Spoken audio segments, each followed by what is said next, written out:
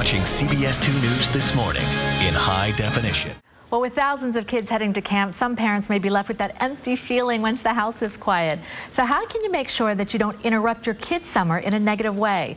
With some advice is Susie Lupert from the American Camp Association. Welcome. Thank you so much. You know, in these camp stories, which we do every year, very often we focus on, oh my gosh, the kids and homesickness and all that. But this time we're really talking about the parents, because sometimes this is the first time they've been without their kids for the summer. Yeah. So let's talk about going into it with confidence. You've done your homework. That's right. Yeah, you know, and parents really do need to feel confident in the decision that they've made. They've made this decision. They're excited for their children. They want their child to experience the wonderful things that camp has to offer. And they've done their homework. They've talked to camp directors. They've researched the camp. They know that the activities that their child is going to be participating in are fantastic. Now it's time to just go in with confidence and make sure that they're giving positive reinforcement to their child. And the whole thing about separation and you know, the importance as part of a life lesson. Absolutely. Separation is totally natural, and it's a necessary part of growing up. In this day and age, with cell phones and children calling their parents with every question that they possibly have, it's a really good experience for them to make decisions by themselves and also engage with their counselors and other staff at the camp, and that can be a great life lesson for them.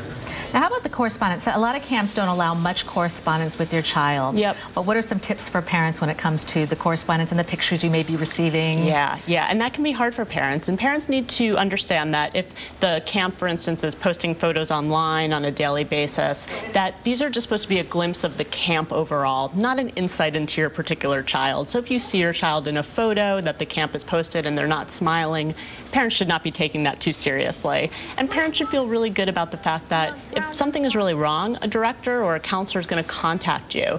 And otherwise, your child is fine, and I can almost guarantee you that they're having a great time. So any sort of notes that the parent may be writing back to the child, what should it include and not include? The parent should definitely be including positive reinforcement to their child. If they are getting letters or phone calls that have any sort of discouraging information, the parent's response should be, I know that you can get through this, you're going to do great, I have all the confidence in the world in you, and you just need to participate and have fun. And then very quickly, with sharing your feelings, if the parents are all stressed out, who are we going to share this information with? Yeah, parents should definitely share their feelings with their spouse and their friends and anyone else that they feel comfortable with, and not with their child. Their child should not be thinking about how their parents are feeling while they're at camp. They should be engaging and having a great experience by themselves, and they shouldn't be worrying about what their parents are thinking. Because so often if the parent is getting all nervous and sharing that with the child, and then it just...